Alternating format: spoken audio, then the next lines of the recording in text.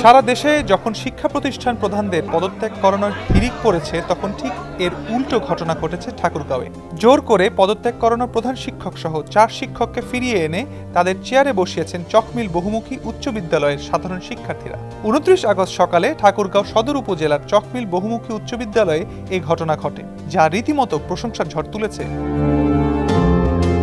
এর আগে গত 25 আগস্ট এলাকার কিছু দুষ্কৃতিকারী ব্যক্তিদের উস্কানিতে প্রধান শিক্ষক সহ 4 জনকে জোরপূর্বক পদত্যাগপত্র লিখিয়ে স্বাক্ষর করে নেয় একদল শিক্ষার্থী। জানা যায়, ওই বিদ্যালয়ের শিক্ষার্থীদের হাতিয়ার বানিয়ে তাদের ভুল বুঝিয়ে 25 আগস্ট দুপুরে বিদ্যালয়ের প্রধান শিক্ষক মোহাম্মদ সেলিম উদ্দিন, সহকারী শিক্ষক মোহাম্মদ ইয়াসিন, মোহাম্মদ নূরে আলম এবং শরণ সিংকে জোরপূর্বক পদত্যাগপত্রে স্বাক্ষর করিয়ে নেয় একদল শিক্ষার্থী। এ খবর ছড়িয়ে পড়লে সামাজিক মাধ্যমে নিন্দা জানিয়ে দুঃখ প্রকাশ করে বর্তমান ও সাবেক শিক্ষার্থী সহ বিভিন্ন স্তরের মানুষ।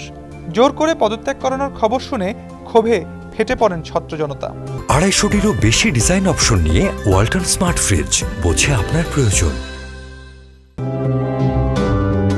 গত মঙ্গলবার সকালে তারা বিদ্যালয় মাঠে সমবেত হয়ে প্রিয় শিক্ষকদের শিক্ষা প্রতিষ্ঠানে ফেরাতে বিক্ষোভ মিছিল করে। পরে স্থানীয় এলাকাবাসী এবং কমিটির সবাই বসে সিদ্ধান্ত নেয় যে তারা সসম্মানে শিক্ষকদের বরণ করে নেবেন। তারই প্রেক্ষিতে 29 আগস্ট সকালে গাড়িতে শিক্ষকদের বিদ্যালয়ে নিয়ে আসা হয়।